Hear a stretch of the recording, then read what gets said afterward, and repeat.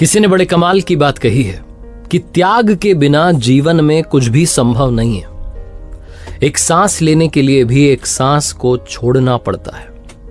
नमस्ते दोस्तों, मेरा नाम है आरजे कार्तिक। तिब्बत की एक कथा है, बड़ी फेमस कहानी है।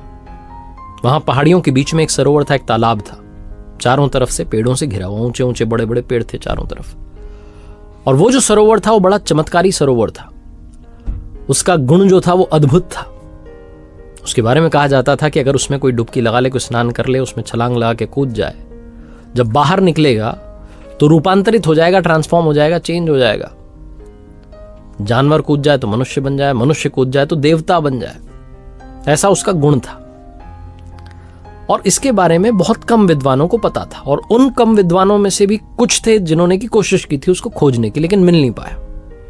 बहुत ही कठिन रास्ता था, बहुत मुश्किल से वो मिल नहीं पा रहा था। लोग ढूंढने तो जाते थे, वापस आ जाते थे। एक दिन एक सज्जन को, एक विद्वान को वो सरोवर मिल गया पहाड़ियों के बीच में। बिना देरी के वो पेड़ पर चढ़ते उन्होंने छलांग लगा दी, डुबकी लगा दी। और जब बाहर निकले तो वो मनुष्य देवता बन चुका था, देवी शक्तियों से संपन्न हो चुके थे, देव रूप में आ चुके थे। ये सारा जो सीन था, दृश्य था, ये पेड़ पर बैठा हुआ बंदर बंदरिया का जोड़ा देख रहा था। उनका दिमाग ठनका। उन्होंने कहा, देखो हमारी आंखों के सामने इतना चमत्कारी सरोवर है, हमें पता ही नहीं है, हमने अब तक डुबकी क्यों नहीं लगाई, देखा। वो मनुष्य गया और देवता बनकर निकल गया। आपस में बात करने लगे बंदर बंदरिया। बंदर ने बंदरिया से कहा कि हमें किस बात की अब देरी है, हम भी कूद जाते हैं। तो बिना देरी के, बिना समय गंवाए दोनों ने छलांग लगा दी। चमत्कारी सरोवर था, चमत्कार हुआ। दोनों मनुष्य रूप में बाहर निकले। बंदर पुरुष बन गया था, बंदरिया सुंदर महिला बन चुकी थी।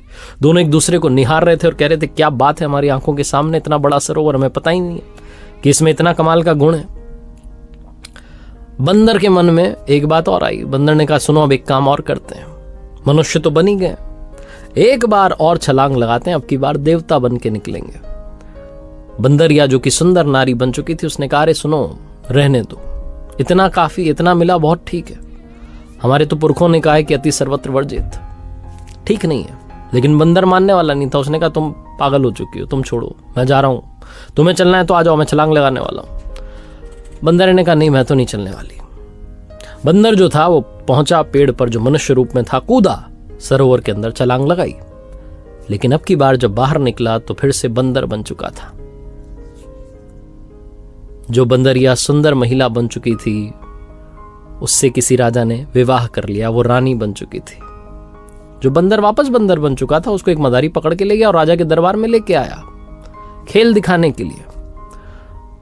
बंदर ने देखा सामने जो उसकी बंदरिया थी, वो रानी बनकर सिंहासन पर बैठी थी। बंदर चाह करके भी कुछ नहीं कर पा रहा था।